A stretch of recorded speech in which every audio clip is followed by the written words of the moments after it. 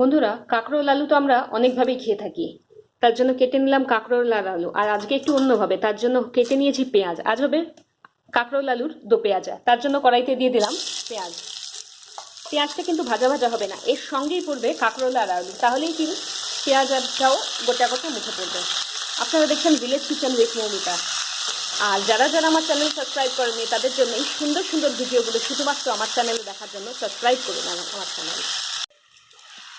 একটু ভাজা ভাজা হয়ে গেছে, একটু দিয়ে দিয়েছি হলুদ, আর এবার দিয়ে দিচ্ছি একটু গুঁড়ো লঙ্কার গুঁড়ো আর স্বাদ মতন নুন। এইটা দিয়ে নেড়ে একটু ভাজা ভাজা হতে দেবো। দেখুন, মশলাটা দিয়ে কষিয়ে দিয়েছিলাম, অনেক সুন্দর হয়ে যাচ্ছে, মানে নুন হলুদ লঙ্কার গুঁড়ো এবার সেদ্ধ হয়ে গেছে। এবার জাস্ট টমেটো কুচি আর ধনে পাতা কুচি দিয়ে সার্ভ করুন কাঁকরোল আলুর দো পেঁয়াজা। ভিডিওটা ভালো লাগলে লাইক শেয়ার